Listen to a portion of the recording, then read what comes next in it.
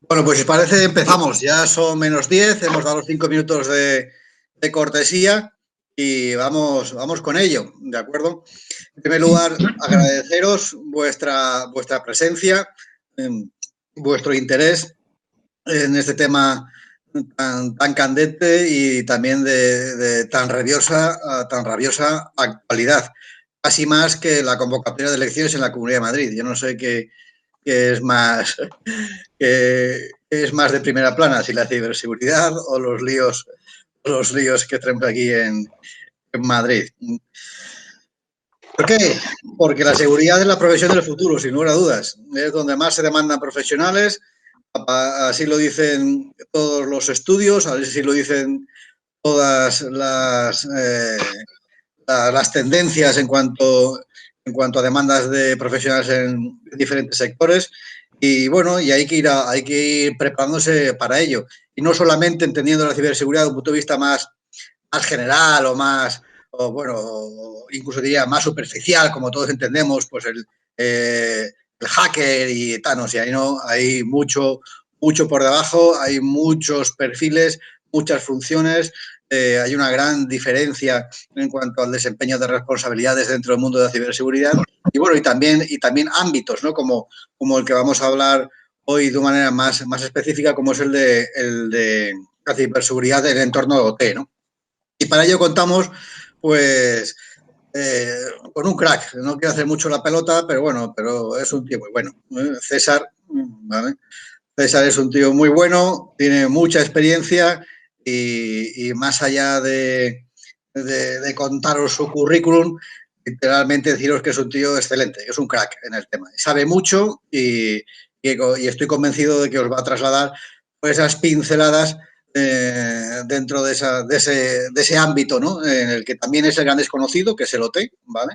Y a partir de ahí, pues también queremos que os sirva un poquito para despertar el interés acerca del máster que estamos organizando de forma conjunta y de SIE y Price, ¿no? También creo que Guillermo, que es el director de Price en el área de formación y concienciación de seguridad, pues ahora tomará la palabra para profundizar un poquito más en el contexto en el que nos encontramos y en el porqué de la oportunidad del máster. Y luego, pues después de las palabras de César, yo creo que lo más interesante es que vosotros preguntéis y que os sirváis completamente libres de formular cuantas preguntas os puedan surgir, tanto acerca del máster como, por supuesto, del contenido de la ponencia de César.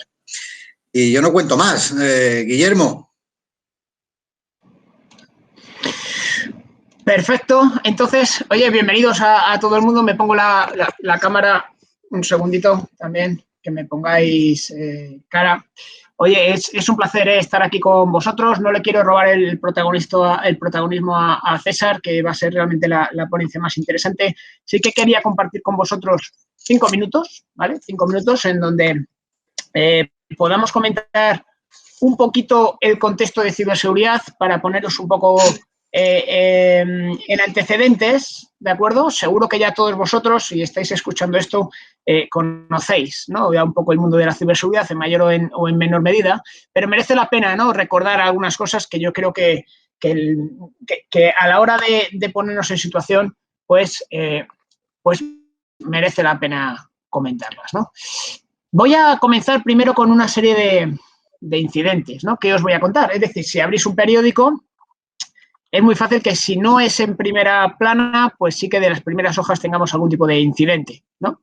Tenemos el incidente muy reciente, ¿de acuerdo? Con todo lo que es del Ministerio de Hacienda para todo lo que tenemos lo diré, con el SEREM, ¿de acuerdo?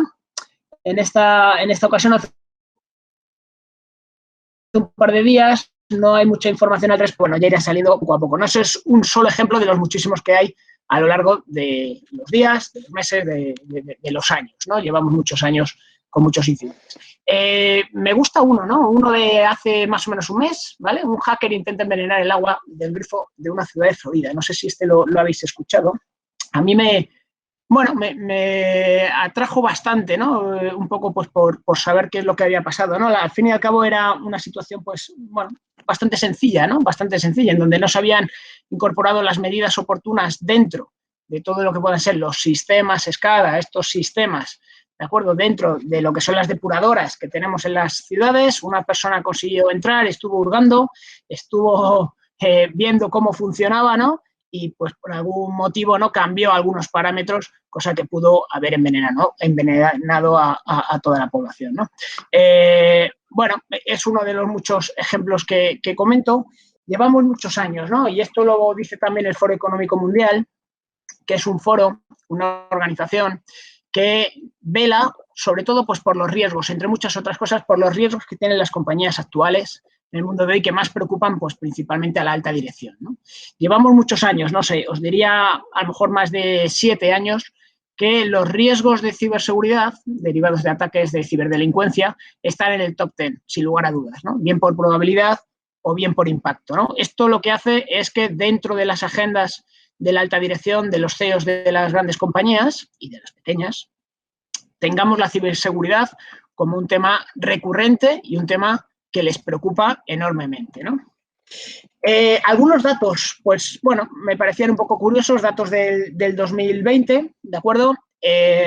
Bueno, pues, por ejemplo, comentaban que el coste promedio de violación, ¿vale?, de datos es de 4 millones de dólares, ¿no? Esto para los incidentes que se conocen. Hay muchos que no se conocen, pero para que nos hagamos un poco una idea del impacto que puede tener un incidente dentro de una organización, ¿no? 4 millones de dólares de media, ¿no? También salen datos como, por ejemplo, que el gasto mundial en ciberseguridad, pues teóricamente alcanzará los 133.000 millones de dólares en 2022, ¿no? Obviamente hay una tendencia en aumentar la inversión, en aumentar los presupuestos dentro del área de ciberseguridad, porque es un área que, bueno, por suerte para nosotros, por desgracia para mucha gente está de moda, como digo, por la principal dependencia que tenemos con las tecnologías y el número de incidentes o el estado de indefensión que tenemos en estos momentos en las organizaciones, ¿no? Los hackers atacan cada 39 segundos de media. Bueno, esto es de una manera, yo creo, continuada, ¿no? Todas las empresas reciben de una manera continuada ataques, ¿no? De forma automatizada o de forma más manual, ¿no? El 62% de las empresas sufrieron phishing. Bueno, yo diría phishing dirigido, porque si no ponemos la palabra dirigido, yo diría que el 100% de las compañías sufren ataques de phishing y casi a diario, ¿no? Y obviamente pues los principales líderes empresariales piensan que este es un área de máxima prioridad en donde realmente la importancia pues está aumentando, ¿no? Por ver un poquito las tendencias a día de hoy, con todo lo que, y así hago un poquito también de introducción para la parte de César, todo lo que es la cuarta revolución industrial, ¿no?, que llaman, pues nos está conllevando a tener en previsión para el 2025 unas cifras que, bueno, para mí son realmente relevantes, ¿no? En donde dicen que la inversión en cloud computing pues será de 123.000 millones de dólares, ¿no? Para el 2025, ¿no? Eso, bueno, pues yo creo que lo estamos viviendo en estos momentos en donde hay una tendencia clara a todo lo que es el cloud, ¿no? El coche autónomo, igual, ¿no? 416.000 millones de dólares es lo que se estima que se va a invertir en los próximos años, ¿no? Para todo lo que es las máquinas de precisión en medicina, con todo lo que es el 5G que se está desplegando en estos momentos, pues igual, ¿no? 82.000 millones. Y para drones, que principalmente yo creo que vamos a vivir una revolución en el transporte, sobre todo en la última milla, con el uso de los drones, ¿de acuerdo? Que bueno, están ya, la verdad es que tan de moda, pues igual, ¿no? Otras cifras realmente de 52.000 millones, ¿no? Esto, ni más ni menos que nos hace pensar que cada vez las empresas son más dependientes de toda la tecnología, de nuevas tecnologías, y al final los riesgos y las amenazas se van a aumentar, ¿no? Hay muchos estudios, ¿no? En todos dicen que principalmente el presupuesto en ciberseguridad está aumentando, las brechas de seguridad también, debido a este cambio tecnológico y esta digitalización, la transformación digital que llamamos, pero me quedaré principalmente con la última de las reflexiones o de las conclusiones que salen, ¿no? En 2021 se quedarán 3,5 millones de puestos de trabajo sin cubrir, ¿de acuerdo? Esto en un estudio propio de Price que se hizo el año pasado, ¿de acuerdo? Y hay otros estudios, por ejemplo, de ISC Cuadrado, que dice que en el 2022 habrá 1,8 millones de empleos sin cubrir en todo el mundo, ¿no? No sé si serán 3,5 millones o 2 millones.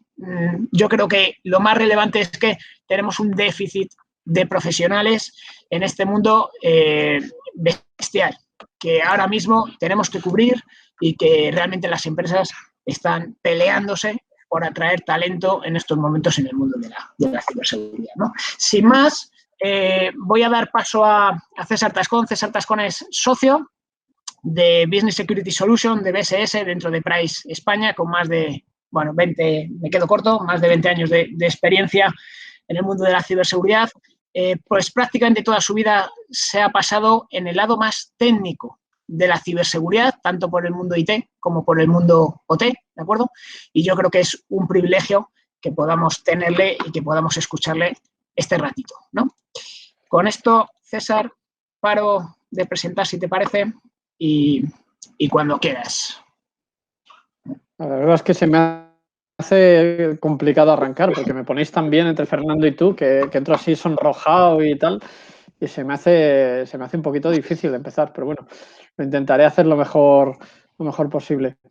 Agradezco mucho las palabras y la entrada y aunque me has pisado un poco de la presentación, Guillermo, porque iba a hablar también de la revolución industrial y de la industria 4.0 y todo esto, pero voy a empezar enganchando un poco por las noticias que ponías, ¿no? Ponías una noticia de la parte de agua. No sé si estoy compartiendo la pantalla, si se ve. Sí. Creo que sí, pero sí, que alguien sí, más está compartiendo. ¿Se ve, no? Vale. Sí, se ve, sí. Ponías el ejemplo del ataque a lo de agua. Es muy distinto el manejar seguridad en entornos industriales y en entornos normales. Lo primero del todo, por el impacto que se puede causar, ¿no? Tenemos un problema en un entorno IT tradicional y, bueno, oye, pues una empresa deja de trabajar, se cesa un poco un servicio digital que se está haciendo. Oye, pues obviamente eso genera un impacto, pero cuando tenemos un impacto de seguridad en el mundo industrial, las consecuencias pueden ser desastrosas. Yo hago siempre la broma a los equipos y a la gente, y me permitiréis que la haga aquí, que el problema de la seguridad industrial es que en el entorno industrial las cosas explotan. Entonces, aquí no estamos hablando de voy a proteger que no me entre un virus y que unos correos no lleguen o que lleguen mañana.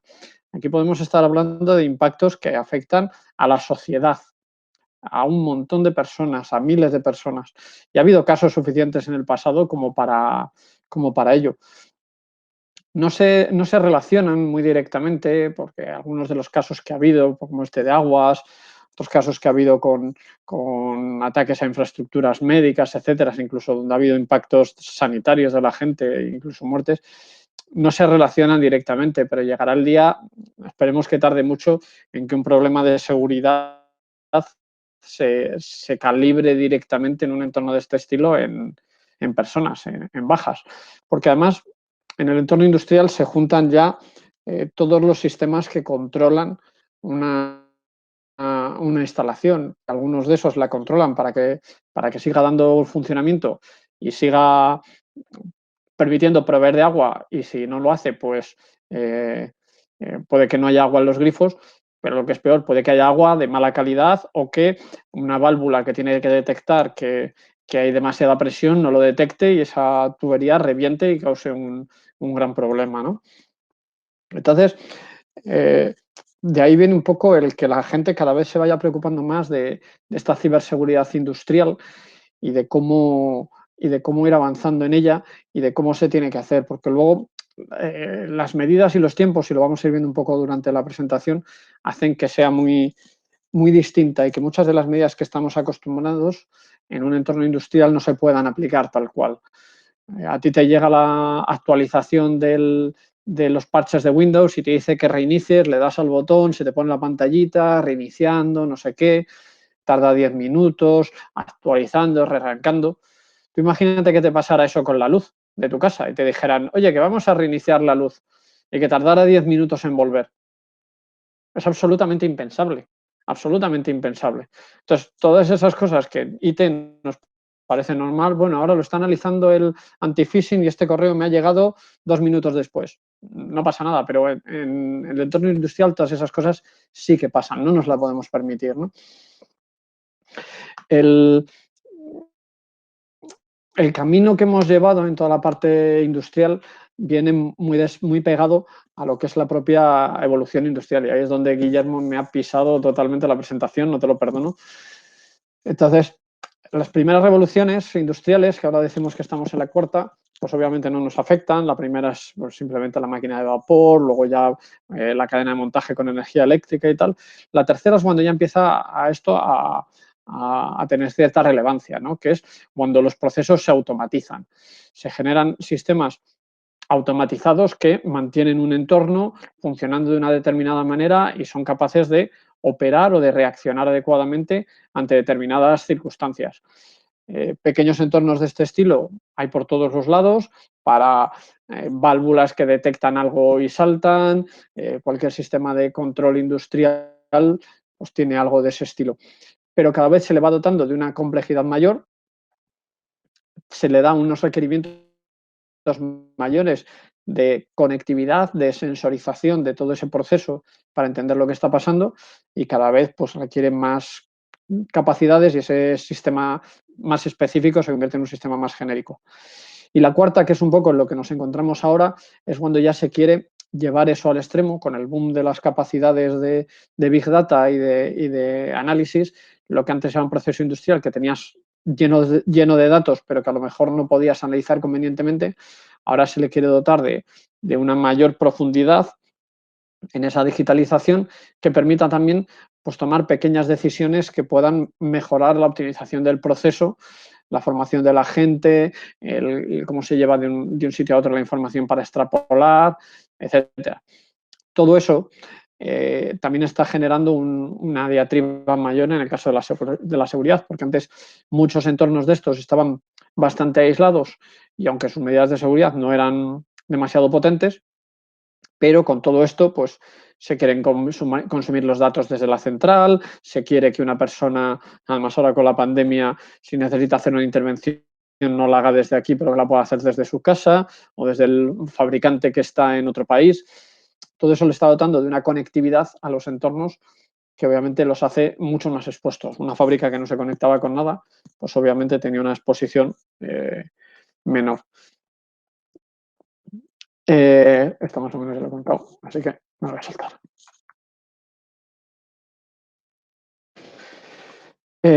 Hay una serie de características que se consideran a la hora de hablar de estos entornos, además de Industria 4.0, que es, algunos son palabras o términos que se van empleando, se habla mucho ya de los sistemas ciberfísicos, ¿no? Que es el cómo el humano interacciona con el entorno físico de una planta, de una instalación industrial a través de un medio digital, de un medio cibernético, y no estamos hablando de ciberseguridad, sino de un medio cibernético. Si vais a cualquier instalación industrial, hay una pantalla heredada de lo que se llamaban los HMIs antes. HMI son las siglas de Human Machine Interface, que tiene una representación de la planta con los distintos dispositivos que hay en ella para que alguien pueda supervisar que el proceso siga funcionando igualmente. Antes eso era una pantallita con numeritos alrededor, relativamente complicado y si no eras un experto en el proceso no lo podías ver.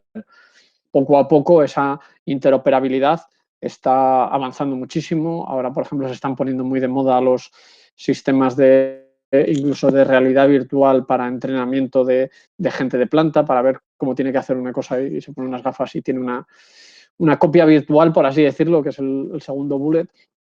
Es casi tener una copia virtual de todo el entorno en el que sabes todo lo que está pasando sin necesidad de estar observándolo físicamente y te puede permitir incluso realizar ciertas simulaciones de qué pasaría si hiciera esto, si hiciera esto otro, cómo cambia. Luego otra cosa que está pasando es que cada vez la complejidad que se le quiere dotar a esos procesos es mayor. Es mayor y requiere también cierta descentralización porque se junta la complejidad del proceso industrial con la complejidad, que es el siguiente punto, que necesitas que eso interaccione en tiempo real. los tiempos que manejamos en una conexión IT tradicional pueden ser de segundos en un proceso normal. Tú mandas un mail a un compañero o le mandas una notificación de chat y llega en un segundo, en 2 segundos y no pasa nada. Aquí, en la mayor parte de los casos de producción industrial, 2 segundos es tremendamente lento. Inaceptablemente lento. Ninguna fábrica podría pasar podría seguir funcionando si un mensaje llega de un lado a otro en 2 segundos, porque habría una alarma de que un proceso se ha atascado o que una pieza no funciona o que la temperatura es superior a los límites de seguridad y no se puede esperar 2 segundos. Eso genera una complejidad muy grande. Y luego que también otra de las cosas que están pasando a nivel industrial es que poco a poco los procesos se van sofisticando muchísimo, ¿no?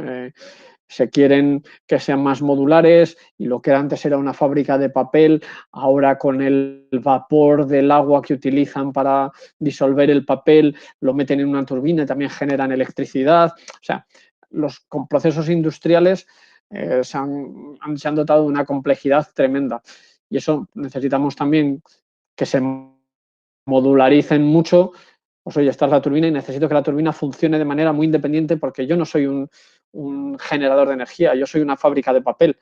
Que esto me viene bien para mi proceso porque me lo hace más eficiente, ahorro energía porque me da cierto autoconsumo, etcétera, y es muy importante para mi negocio, pero yo no quiero saber cómo funciona la turbina, yo quiero que opere de una manera muy independiente o totalmente independiente en la medida de lo posible, ¿no?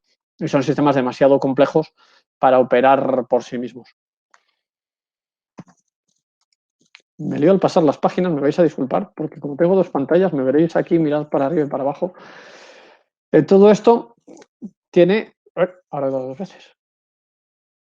Todo esto tiene una serie de implicaciones gigantes a la hora de los procesos de negocio, de cómo se trabaja con ellos, de los requerimientos que tienen que tener a nivel de personas, de los requerimientos que tienen también los sistemas a nivel de seguridad, de cómo se trabaja con ellos, etcétera.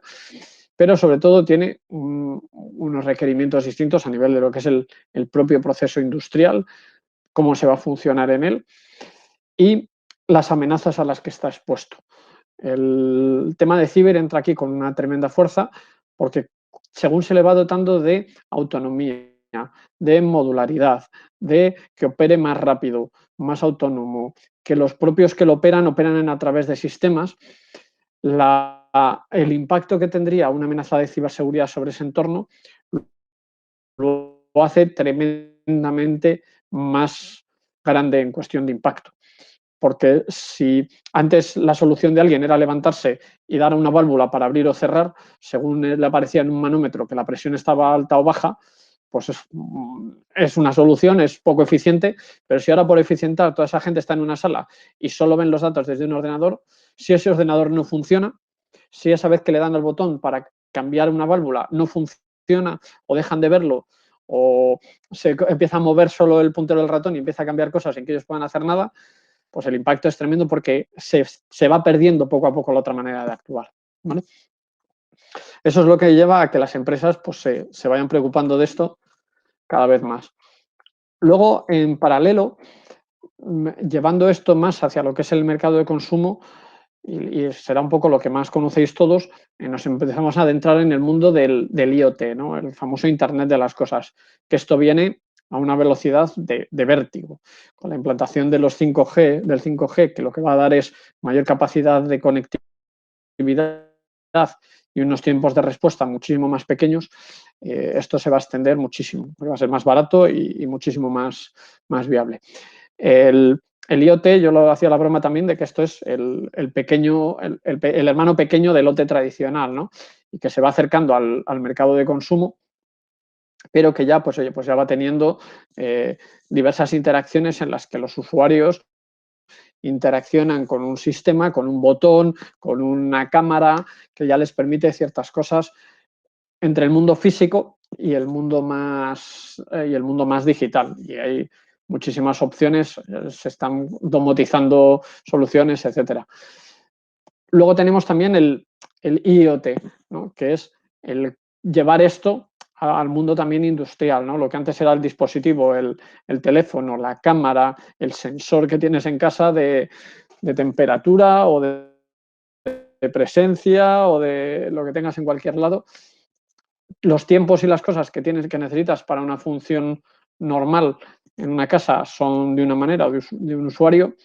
Ese mismo producto puede tener un beneficio increíble en un entorno industrial, pero a lo mejor se desplazan ciertos de los criterios que han llevado a su construcción, ¿no?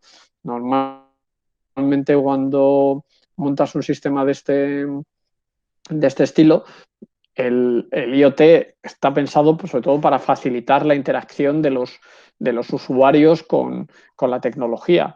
Yo a mi abuela no le puedo decir que con el móvil pulse no sé cuántas cosas para avisarme si necesita algo, pero sí le puedo dar un dispositivo que si le da un botón, eso genera una alerta y entonces se activa una cámara y yo sé si le pasa algo.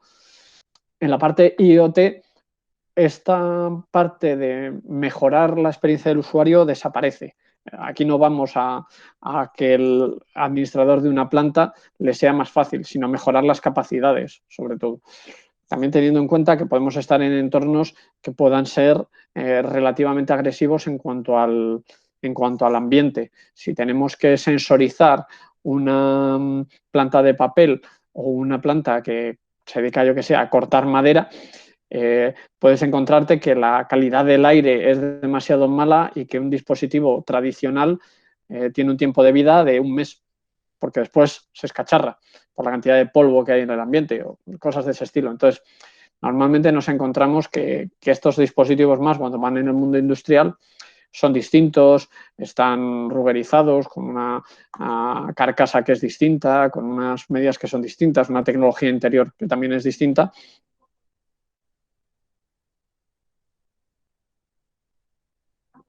Y que los protocolos, si quieres analizar su seguridad, su ciberseguridad, pues tienes que entender qué es lo que está pasando ahí y qué implicaciones tiene.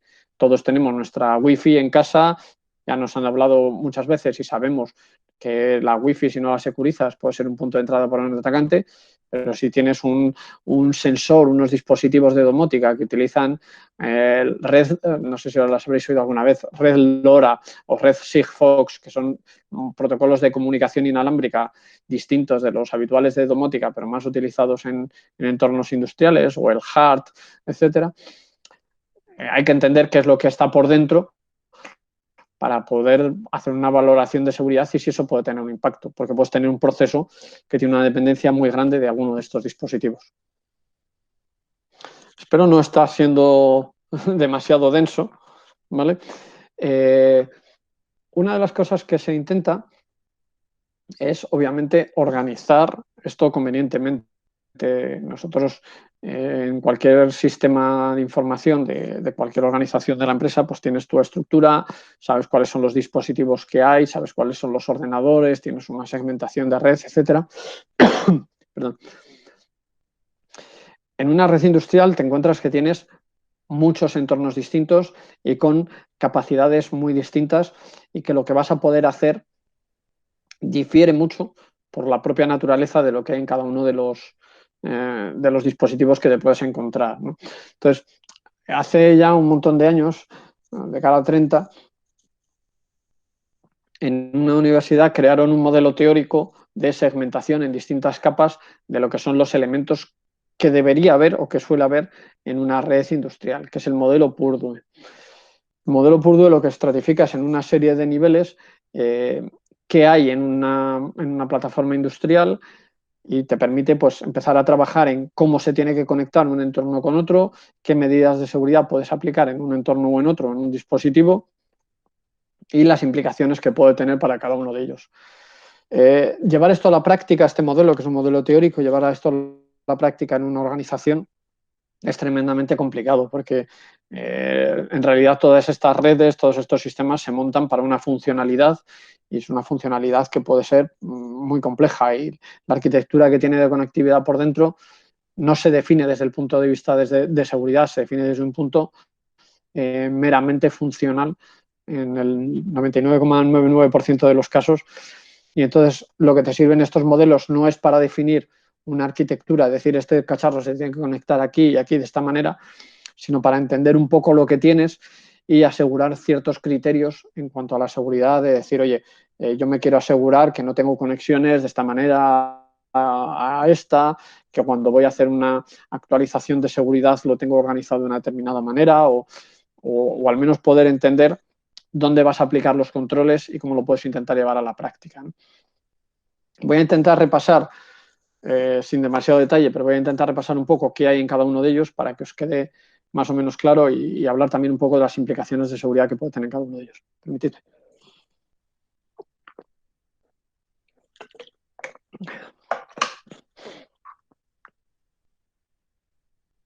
Ya lo he contado. El modelo más bajo, el nivel más bajo, es el nivel de dispositivos del propio proceso físico. Y normalmente se separa en dos grupos totalmente distintos, que son sensores y actuadores. Un sensor es simplemente un dispositivo que hace una lectura de algún parámetro físico y la convierte a una señal digital para luego poder procesar y poder tomar decisiones en base a ella. Lo que os enseñaba aquí antes, que es simplemente un sensor de... Tengo que acercar más. Esto es un sensor de presencia y de luminosidad. Pues exactamente, esto estaría en este nivel. Lo que tenemos es un dispositivo físico que mide algo en el ambiente, una tubería, un parámetro del ambiente, como os decía, de luz, la presión, la cantidad de corriente que va por un dispositivo, cualquier cosa, y lo convierte en una señal de algún tipo, analógica, digital, etcétera. Eso ya depende mucho de lo que hay. Y los otros dispositivos que hay en este nivel son actuadores. Cuando tienes un dispositivo que lo que hace es recibir una señal y con esa señal actuar en el mundo físico. Un interruptor de cualquier tipo para abrir o cerrar una válvula o la electricidad, para dar o dejar de dar corriente a un elemento, cualquier cosa de estas. Estas son lo que nos permite realmente tocar el mundo real. Cuando hablaba Guillermo al principio del ejemplo de algunos de estos parámetros y se modificó el comportamiento de alguno de estos sensores o actuadores. Normalmente tienes el sensor que en el caso del agua te va a decir la cantidad de cloro que tiene el agua, lo va a leer y va a haber algún tipo de lógica que va a decir a un actuador si tiene que echar más o echar menos. Eso normalmente se utiliza siempre en ciclo, de tal manera que esa tiene poca, le echo más, lo vuelvo a leer. Sigue teniendo poca, vuelvo a echar más. Ya tengo suficiente, ya no echo. Me he pasado, meto más agua. Y ese es el ciclo hasta que se consigue una estabilidad con el que funcionan todos estos sistemas. Problema, son dispositivos de lo que depende todo, pero que son muy tontos, si me permitís la expresión. Son dispositivos cuyas capacidades van a ser mínimas. En el mejor de los casos, tienes una capacidad de una actualización a nivel de firmware que te permite ajustar algo o ciertos parámetros en los que puedas tocar cosas de sensibilidad, etcétera. Pero no puedes parchear porque uno de estos no tenga una medida determinada porque lo está mandando la comunicación y se puede modificar sobre la marcha o cualquiera le puede mandar una instrucción. Es ciencia ficción. Eso no se va a poder en casi ninguno de los casos. Más aún, aunque se pudiera, los costes de reemplazo son muy grandes, porque tú imagínate que tienes en una fábrica, en una de agua puedes tener 500 sensores de presión para asegurarte que en ningún sitio explota. Si encuentras una debilidad y tienes que cambiar los 500 dispositivos, paras la planta unos meses. Estos son temas que también tienen muchísimo impacto, ¿no? en este tipo de instalaciones. Me he ido para el lado que no era.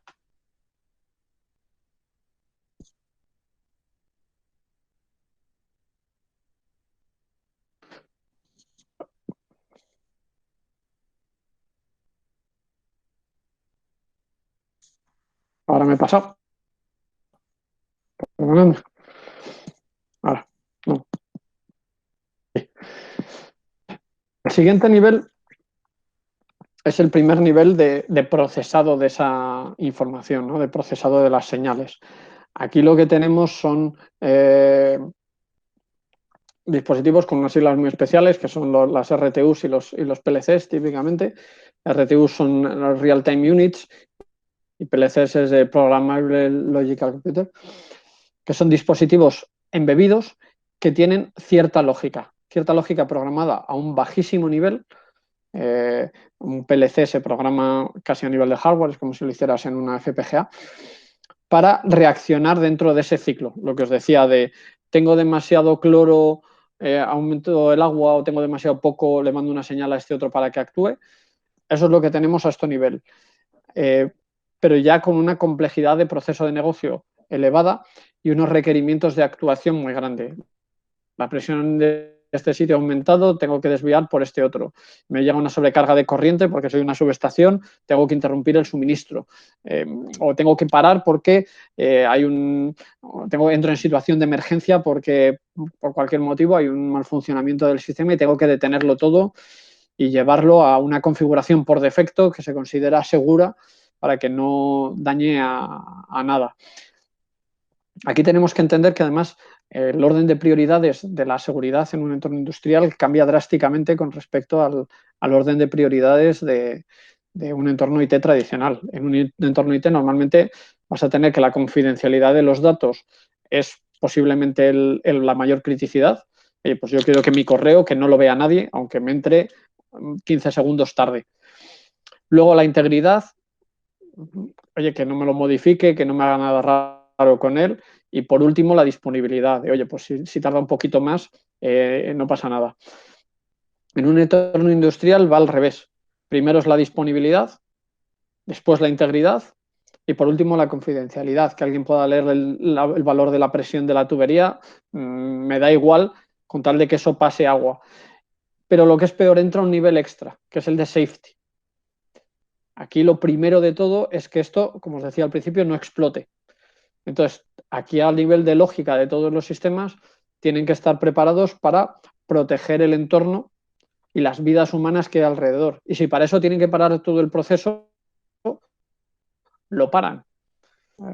Yo si lo cuento la anécdota, a mí me pilló el WannaCry en una instalación crítica y tuvimos que parar todo porque estábamos haciendo ahí una evaluación de seguridad y tuvimos que parar porque no sabíamos si teníamos que evacuar media ciudad. Porque si de repente todo eso deja de funcionar y los sistemas de seguridad que evitan que explote estaban también afectados, teníamos que evacuar media ciudad de donde estábamos.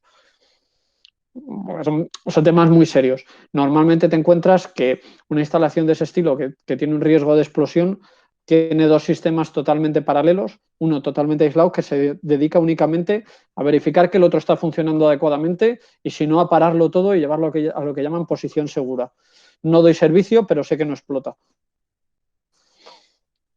Pero también son sistemas que se gestionan y sobre los que hay que aplicar seguridad. Entonces, todo va dotando de cierta complejidad al proceso, ¿no? Lo que creías que verás una red medianamente sencilla, te encuentras que tiene 3 sistemas en paralelo para asegurar que todas estas cosas pasan. Un PLC o una RTU, seguimos hablando de sistemas embebidos, ya con una lógica, ya con unas capacidades a nivel de sistema. Entonces, sobre estos sí que se van a poder hacer ciertas actividades pues a lo mejor soportan una autenticación de un usuario para poder cambiar la programación, soportan ciertos tipos de registro de actividad, actualización del software que tienen por debajo. Ya pueden tener ciertas capacidades, pero seguimos en dispositivos que es una caja embebida, metida en un armario y que sus capacidades siguen siendo muy pequeñas. Obviamente tampoco tienes un virus para un sistema de este estilo. El siguiente nivel es el de control. Aquí es donde están ya los términos más famosos que hemos utilizado. He hablado antes del HMI, aquí es donde estará la pantalla que puedes ver de un sistema de control con los iconcitos de cómo están pasando las cosas, de lo que ve. Si busquáis por internet cómo es una sala de control de cualquiera de estos sitios, lo que se va a ver en las pantallas ahí enormes van a ser los HMI. Son los sistemas que permiten al operador entender qué es lo que está pasando en el sistema. Luego va a estar el SCADA. El SCADA es el módulo de supervisión y control. Las siglas están en inglés, obviamente. Supervisory Control and Data Acquisition. Que es el sistema que procesa ya todas esas señales las que les llegan de las PLCs, las que les llegan de los distintos entornos, para tomar decisiones sobre el sistema. Y es el que permite que los sistemas realmente estén dando funcionamiento a largo plazo. Aquí estamos hablando ya de tecnología a nivel de sistemas operativos tradicionales. Te puedes encontrar muy típicamente que el HMI va a ser un Windows con una aplicación propietaria que tiene la funcionalidad. El Windows que hay por debajo es otra cosa. Te puedes encontrar un XP con facilidad o cosas de ese estilo, porque estos son sistemas que, otra de las diferencias que tiene OT con IT, un sistema se queda obsoleto en 3 años. Una plataforma OT se monta para que no se toque en 30. Entonces te puedes encontrar con tecnología muy obsoleta en ese sentido, que mantenerla pues tiene también sus implicaciones. Y los SCADA, pues bueno, te puedes encontrar a nivel de sistemas por abajo, el sistema operativo, te puedes encontrar Windows, te puedes encontrar distintos temas de Unix, etcétera, etcétera. Toda esta solución la da algún fabricante. Hay fabricantes, en el correo tenéis unos cuantos, Rockwell, ABB, Schneider, Siemens. Estos son fabricantes que producen el entorno de control de distintos dispositivos, de distintas plataformas. Hay unos especializados en unos entornos, otros más especializados en otros. Siemens, por ejemplo, tiene un producto que es Spectrum, que sonará al ordenador de jugar de hace 30 años, pero es uno de los SCADA más potentes, más utilizados y con el que, por ejemplo, aquí en España tenemos luz en las casas y podemos tener esto porque es el que tienen tanto Iberdrola como Endesa para controlar la electricidad y muchísimos otros. Son sistemas propietarios y además tiene un factor muy importante que es que nos generan una dependencia brutal del fabricante. El fabricante es el que da el mantenimiento al operador para mantener que la planta siga funcionando, la que sea. Nunca o bajo ningún concepto, normalmente, un cliente va a poder tocar en un entorno sin el visto bueno del fabricante. Porque si el fabricante te dice, uy, no, si tocas esto, yo no te garantizo que el SCADA funcione, entonces no se toca, porque lo importante es que el SCADA funcione. Y eso genera una complejidad tremenda, porque tienes que estar continuamente con ellos, hablando, intentando negociar apartados. Oye, yo quiero meter un antivirus, me tienes que asegurar que esto va a seguir funcionando, que no va a entrar en conflicto uno con otro, o quiero cambiar la segmentación de red para meter una capa más, me tienes que garantizar que puedo hacerlo, etcétera. Eso te requiere pues una comunicación tremenda con esto. Los protocolos de aquí para abajo son protocolos propietarios, cada uno con sus especificidades, muy viejos en general, con lo cual tampoco tienen muchas medidas de seguridad. Aquí tenemos los Modbus, los Profibus, etcétera, como protocolos bastante viejos. Y luego cosas un poquito más modernas, de NP3 salía aquí, etcétera. Son cosas un poquito más sofisticadas. El SCADA maneja muchos datos, pero los datos que maneja son de tiempo real de las cosas, de lo que está pasando en cada uno de los sistemas que tiene hacia abajo, porque con eso toma las decisiones en tiempo real de mandar otras señales a otros elementos. De tal manera que lo que tenemos también es una capa superior en la que pues ya se coge toda esa información y se procesa o se gestiona de una manera más alta. Volvemos a hablar ya de sistemas que puedan estar más parecidos a los de un entorno IT, con una base de datos, con un sistema de mantenimiento, de control, lo que se llama el historian, que es el que almacena no cómo estoy hoy, sino también cómo estaba hace una hora, o cómo está esta planta y cómo está la de al lado, para poder comparar cosas de este estilo. Pero desde aquí también se instrumentalizan órdenes que vayan a bajar hacia abajo. En sistemas que son complejos, yo que sé, red de transporte del metro o ferroviaria o de la generación y la distribución energética, te puedes encontrar que hay órdenes que te vienen por un lado o por otro porque hay que cambiar una cosa. Oye, se ha atascado un tren aquí, entonces hay que mandar hacia abajo, hacia la SCADA, una instrucción de que este tren no puede salir o que tiene que ir por otra ruta o que hay que poner una planta en funcionamiento porque se necesita más energía en este país. Entonces, son procesos todavía muy críticos para el negocio, para cómo funciona. Un poco a caballo entre el IT y OT. Están dentro del entorno OT, pero son tecnología más tradicional y que todavía pues pueden tener un impacto descomunal, porque si la conexión que baja hacia abajo está manipulada o estás inyectando algún tipo de dato falso, se pueden tomar decisiones absolutamente incorrectas en cómo funcionan las cosas. Luego tenemos, luego tenemos típicamente, cualquier planta tendría que estar con un nivel de una DMZ, una red de segmentación entre la red corporativa y la red ya del entorno industrial, con una serie de sistemas que te permitan esa interacción en un sentido o en otro. Hay datos que te va a interesar sacar desde la red industrial hacia arriba. Por ejemplo, si yo tengo plantas por todo el mundo, quiero agrupar en algún sitio datos de la producción para ver, oye, esto que estoy probando en este sitio funciona, me lo tengo que llevar al de más allá o lo que sea. O al revés, oye, yo necesito que entre alguien o necesito distribuir un parche o una actualización del antivirus a los sistemas de dentro. Pues como no quiero permitir una conexión de lado a lado, pues necesitaré a lo mejor una DMZ para que me permita pues esa conectividad o ese trasvase. Lamentablemente es un entorno que se ve poco en la realidad. Hay muchísimos sitios donde esa DMZ e incluso ese firewall no está como debiera. Y por último, pues bueno, pues ya la parte más tradicional de empresa con todas estas cosas, donde ya estamos en el mundo IT, normal y corriente. ¿Vale? Es un poco por la parte de OT más tradicional. Voy a ir muy rápido y así os doy unos minutillos para que me podáis hacer preguntas o me podáis comentar lo que sea. El IoT ya lo había introducido antes, un poco lo que podía ser.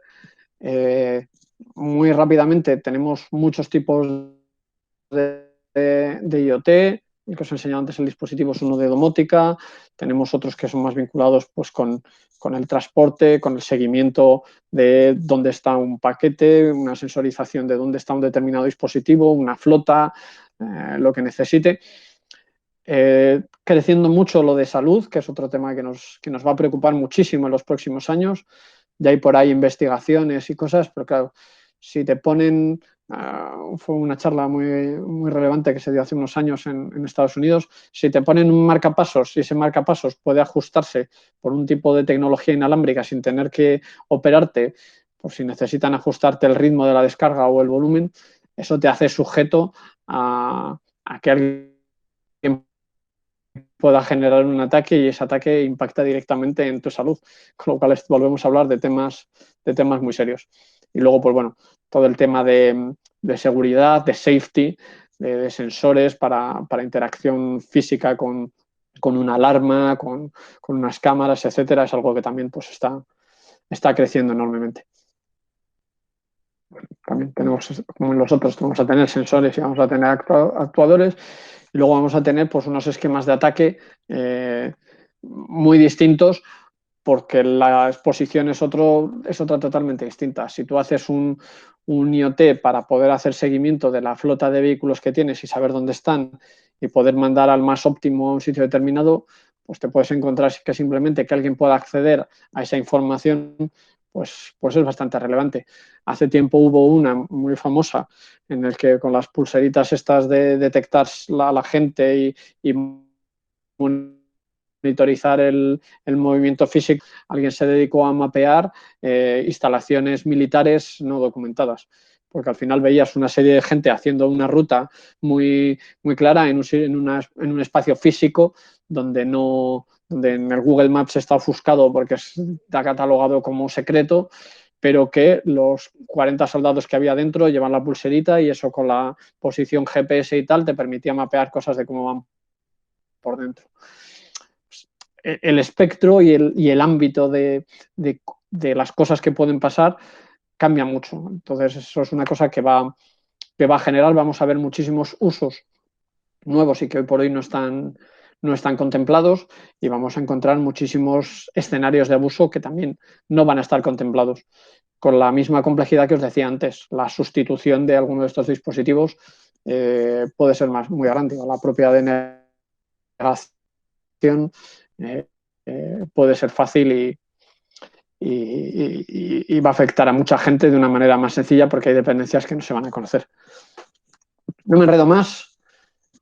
Os doy las gracias. Espero no haber sido demasiado tostón o demasiado ladrillo con todo lo que os he contado. Y ahora me encantaría si a través del chat o hablando directamente, no sé cómo lo tenéis organizado, Guillermo, pero si la gente quiere lanzar alguna pregunta, tanto de esto como del máster. Pues oye, muchísimas gracias, César. La verdad es que, bueno, yo creo que muy, muy interesante. Os damos la opción de las preguntas y como veáis directamente habladas o escritas, ¿de acuerdo? Si tenéis cualquier tipo de duda. Mientras se lo piensa la gente, te lanzo una, ¿vale? Aunque contestemos rápido porque nos queda poquito tiempo. Pero, oye, ¿cuál es tu opinión o al menos cuánta diferencia hay entre una revisión de seguridad o una auditoría técnica sobre un sistema IT y un sistema OT? ¿Es muy diferente las revisiones de seguridad que se pueden hacer? A ver, voy a contestarte a lo gallego, depende. ¿Vale? Depende de lo que estés haciendo y del entorno. Yo te diría que hoy por hoy, en el 90% de los sitios, no puedes hacer una revisión de un entorno industrial como lo harías de un entorno IT, porque lo rompes. Si tú haces un pentest tradicional en los niveles 1, 2, 3 que he pintado antes, rompes algo casi seguro, si lo haces tradicional. Si te pones a hacer un escaneo de puertos, a lanzar las herramientas típicas, un Nmap, un eso, no sé qué, son sistemas viejos que no están preparados para esas cosas. Que a lo mejor en un puerto lo que tienes es, lo que espera un cacharro es la entrada directa de unos comandos de no sé qué, y como le mandas algo que no entiendes, se queda ahí cuajado. Entonces, en ese sentido, es complicado. Tendrían que aspirar a ser resilientes ante cualquier actividad de ese estilo, pero la realidad es que la mayor parte de instalaciones hoy por hoy no lo son. ¿Vale? Eso hace que el tipo de trabajos que se plantean cuando quieres hacer una revisión sea mucho más de lo que llamamos caja blanca. Aquí no llegas, te pinchas y empiezas a lanzar cosas, sino te sientas con el responsable, que te cuente. La ventaja es que estos son sistemas que suelen estar muy bien documentados, porque se necesitan para las intervenciones físicas. Tú sabes la válvula, tú sabes la presión que puede haber, sabes el proceso al dedillo.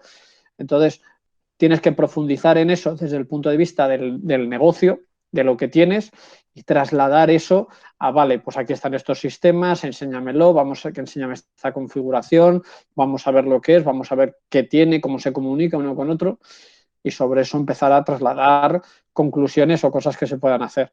Pero en general la madurez es baja, hay muchísimo trabajo pendiente en esto. Y trabajo que además, como no se puede interrumpir, es trabajo que hay que hacer con un rigor extremo. Aquí no puedes aplicar un parche y ver si falla. Tienes que clonarte el entorno, probarlo, sentarte con los que lo tienen que manejar, verificar que todo falla, ver que el sistema lo tienes duplicado, parchear uno, estar en ese, verificar que puedes trasladar el control, que todo funciona, parchear el otro. Aquí las cosas se tienen que hacer con un rigor muy distinto al que haces en un entorno IT. Perfecto. No sé si alguien más, alguna duda. Preguntan por aquí en el chat cuánta importancia le están dando las multinacionales a la seguridad en OT. Uf, tremenda, ahora tremenda. O sea, además hay muchos menos profesionales en la parte de OT que en la parte de IT. Lo que has contado de que falta gente de IT, de seguridad en general es grande, pero si nos vamos a seguridad OT es un drama. Entonces, van saliendo regulaciones en todo el mundo de protección de las infraestructuras críticas.